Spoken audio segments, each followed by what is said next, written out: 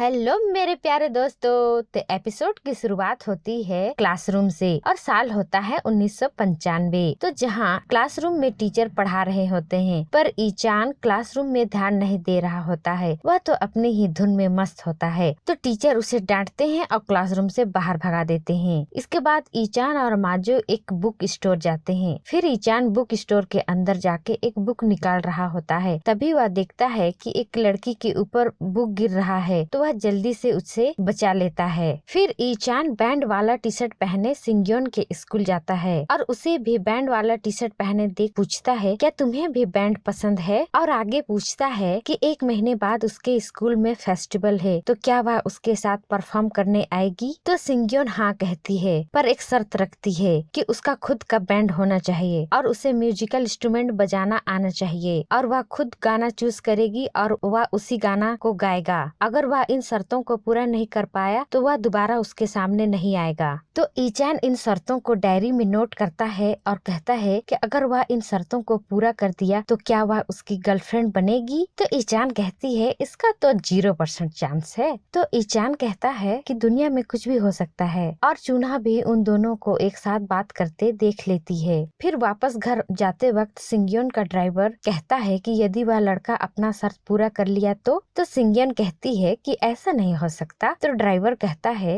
कि जो सच्चा प्यार करते हैं उनके पास सुपर पावर आ जाती है। तो सिंग्योन कहती है आप मेरे तरफ हैं या उसके तरफ? फिर अगले सीन में ईचान माजू को बताता है कि सिंग्योन मेरी गर्लफ्रेंड बनने को तैयार है, बस मुझे उसकी शर्त पूरी करने के लिए एक बैंड बनाना पड़ेगा। तो मैं सोच रहा हूँ कि हमारे स्कूल में जो बैंड है उन्हीं के साथ मिलकर एक नया बैंड बनाते हैं और जिसका नाम होगा फर्स्ट लव मेमोरी मैन्युपुलेटर और तुम रहोगे मेरे बैंड के मैनेजर। इसके बाद ईचान अपने स्कूल के बैंड वालों के पास जाता है और उनसे मिलकर एक नया बैंड बनाने की बात करता है। तो ये पूछते हैं कि क्या तुम्हें गिटार बजाना आता है? तो ईचान कहता है कि हाँ थोड़ा थोड़ा तो आता है। तो वे उस पे चिल्लाते हुए कहते हैं तुम्हें गिटार बजाना भी नहीं आता और तो चले आए बैंड मेंबर बनने। तो ईचान कहता है तो मुझे गाना गाना तो आता है ना। तो फिर वे कहते हैं तुम्हें एक अच्छा गिटारिस्ट ढूंढना होगा जो डोंगजिन की तरह हो, एकदम बेहतरीन। तो ईचान कहता है वह डोंगजिन को ही ढूंढ कर ले आएगा। तो उसके दोस्त कहते हैं ठीक है तो उसी को ढूंढ कर ले आओ। इसके बाद ईचान और माजू बालसन के पास जाते हैं और डोंगजिन के बारे में पूछते हैं। तो बालसन कहता है कि वह एक बेहतरीन गिटारिस्ट और बहुत अच्छा सॉन्ग राइटर है और वह एक टाइम पर उसका स्टूडेंट भी था। तो ईचान कहता है तो आप उसे कॉल करके हमारे बैंड में शामिल होने के लिए बोलिए ना। तो बालसन झूठ मूठ का कॉल लगाता है। तो उधर से एक लेडी उठाती है और पूछती है कौन? तो बालसन कहता है कि हाँ डोंगजिन कैसे हो?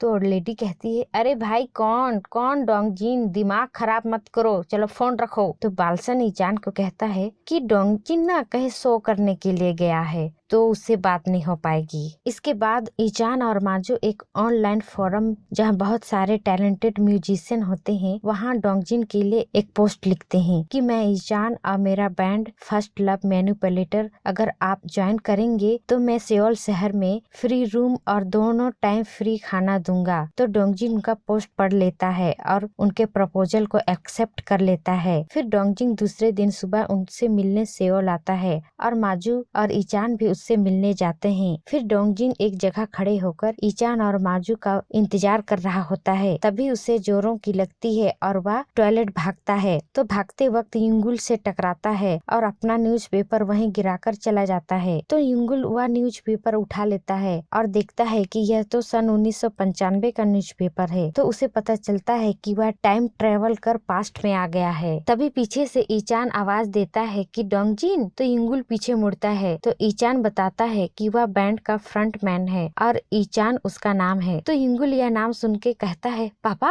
आप? और ईचान का गाल पकड़कर पूछता है आप सचमुच में मेरे पापा हो ना? तो ईचान कहता है मुझे तो ऐसा नहीं लगता। तो युंगुल कहता है आपका जन्म 1978 को हुआ है ना और आप आपकी दादी जिसका नाम यांगी है और जो गेस्ट हाउस चलाती है उसके साथ रहते हो ना? बताओ मुझे, बताओ जल्दी बताओ। तो ईचान कहता है अरे भाई हाँ सच है तो क्या? तो युंगुल कहता है पापा आप बोल सकते हो? तो ईचान कहता है क्योंकि मेरे पास भी मुंह है इसलिए मैं बोल सकता हूँ। तो फिर युंगुल कहता है आप बोल सकते हो और आप आज तक नहीं बोले? तो ईचान ये कौन पागल गले पड़ गया है सोचकर वहाँ से भागने लगता है। तो युंगुल भी पापा पापा कहते उसके पीछे पीछे भागता है। फिर कुछ दूर भागने के बाद ईचान और माजू डिस्कस करते हैं कि यह कौन पागल लड़का है या फिर डोंगजिन है। तो वहाँ युंगुल आता है और कहता है कि वह डोंगजिन ही है। तो दोनों कहते हैं हमें तो नहीं लगता। तो युंगुल पूछता है कि वह यकीन दिलाने के लिए क्या करे। तो माजू और ईचान डोंगजिन के बारे में पूछते हैं। तो युंगुल डोंगजिन के बारे में सभी बातें सही सही बता देता है, क्योंकि युंगुल फ्यूचर से आया होता है और डोंगजिन एक फेमस आर्टिस्ट है। तो युंगुल को उसके बारे में पूरी बातें पता थी। फिर दोनों को यकीन हो जाता है कि यही डोंगजिन है। तो वे उसे लेकर अपने दूसरे बैंड मेंबर के पास लेकर जाते हैं। तो उसके मेंबर पूछते हैं ये कौन है। तो ईचान कहता है यही तो डोंगजिन है। तो वे कहते हैं हमने उसे देखा है, तुम हमारा मजाक बना रहे हो, ये तो डोंगजिन नहीं है। यह कहकर वे तीनों ईचान और माजू और युंगुल तीनों को खूब पीटते हैं। फिर मार खाने के बाद ईचान युंगुल को कहता है अच्छा तो तुम डोंगजिन नहीं हो। तो युंगुल कहता है और आप एक लड़की की वजह से बैंड ज्वाइन कर रहे हो। फिर दोनों बाप बेटे लड़ने लगते हैं। तो युंगुल कहता है पापा आप ऐसा क्यों कर रहे हो। तो ईचान कहता है अबे तू मुझे बार बार पापा क्यों कह रहा है। तो युंगुल कहता है आपको तो चून्हा से प्यार करना चाहिए था पापा। तो ईचान अबे अब ये चून्हा कौन है। फिर अगले सीन में हम चून्हा को उसके क्लासरूम में देखते हैं। तभी उसके पास सिंग्योन आती है और उसे धन्यवाद कहती है। फिर सिंग्योन एक कॉपी में लिखकर पूछती है कि क्या वह भी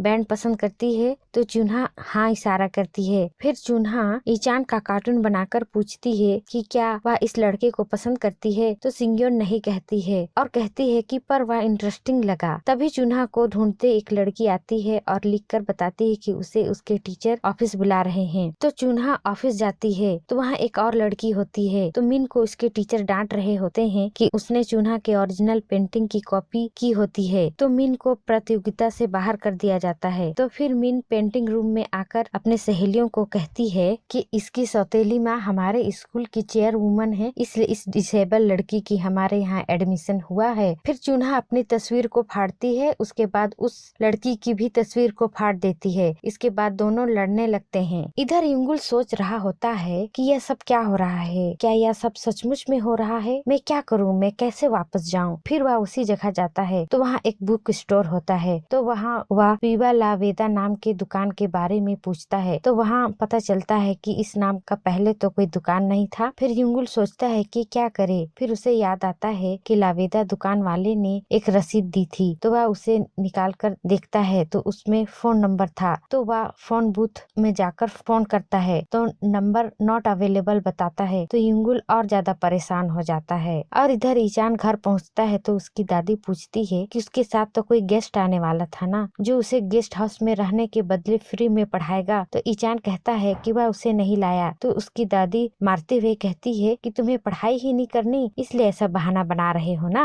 और इधर युंगुल एक जगह बैठ के अपनी मम्मी को याद कर रहा होता है। फिर वो सोचता है सेम एज के हैं तो मम्मी को भी ढूंढना चाहिए। फिर उसे याद आता है कि उसकी मम्मी तो बताई थी कि वह अनाथ है और बोली थी कि और कुछ बातें हैं जो बाद में बताऊंगी। तो युंगुल सोचता है कि मम्मी तो अपने बारे में ज्यादा कुछ बताई ही नहीं है, तो अब वह क्या करे। फिर रात होने पर वह एक टनल में जाकर सो जाता है। फिर आधी रात को उसे एक फोन बूथ से टेलीफोन की घंटी सुनाई देती है। तो वह फोन उठाता है तो वही आदमी होता है। तो वह कहता है क्या तुम अपना ट्रिप एंजॉय कर रहे हो। तो युंगुल पूछता है कि तुमने मुझे यहाँ क्यों भेजा। तो वह आदमी कहता है कि तुम्हें खुद ही इसका रीजन को ढूंढना पड़ेगा और मैं बाद में तुम्हें फोन करूंगा, कह के वह फोन रख देता है। फिर सुबह होता है तो युंगुल बैठ के सोचने लगता है कि यहाँ से लौटने के लिए उसे खुद ही कुछ करना होगा। इधर माजू ईचान को बताता है कि असली डोंगजिन ने पोस्ट किया है कि हम धोखेबाज हैं और हमने उसे बुलाकर कहीं भाग गए। तो ईचान कहता है कि हम असली डोंगजिन से मिलने जाएंगे और उसे माफी भी मांगेंगे। तो माजू बताता है कि डोंगजिन ने कोई दूसरा बैंड ज्वाइन कर लिया है तो अब कुछ नहीं हो सकता। तो ईचान कहता है कि मैं हार नहीं मानूंगा और कोई दूसरा अच्छा गिटारिस्ट ढूंढूंगा। यह कहकर वह स्कूल से बाहर आता है। तो स्कूल के बाहर युंगुल खड़ा होता है। तो ईचान को देखकर युंगुल पहले तो सॉरी कहता है, फिर कहता है कि आप बैंड के लिए एक गिटारिस्ट ढूंढ रहे हैं ना, तो मैं भी अच्छा गिटारिस्ट हूँ, तो आप मुझे अपने बैंड में शामिल कर लीजिए ना। तो ईचान कहता है कि तुम्हारे वजह से डोंगजिन हमें धोखेबाज कह रहा है और तुम कहते हो कि मैं तुम्हें अपने बैंड में शामिल कर लूं, ऐसा नहीं हो सकता, कह के उसे डांटते हुए कहता है कि मेरा पीछा करना बंद करो और भागने लगता है। तो युंगुल फिर से उसके पीछे पीछे आता है तो ईचान और भागता है। इधर सिंग्योन जीवान का बैंड कॉन्सर्ट का टिकट लेकर चून्हा के क्लासरूम जाती है। तो वहाँ चून्हा नहीं होती, तो उसके लिए वह टिकट उसके कॉपी में रख देती है। और चून्हा अपने लॉकर को खोलती है तो देखती है कि किसी ने उसके तस्वीर को फाड़ दिया है। तभी कोई पीछे से आता है और उसे पकड़ कर ले जाता है। इधर ईचान सिंग्योन के स्कूल जाता है तो वहाँ उसे उसका एक दोस्त मिलता है, तो वह उसका कोट मांगता है। फिर स्कूल के अंदर जाता है तो वहाँ के पीटी टीचर उसे पहचान लेते हैं, तो वह ईचान को मारने दौड़ते हैं। तो ईचान उससे बचने के लिए स्टोर रूम में छुप रहा होता है, तो वहाँ चून्हा को देखता है।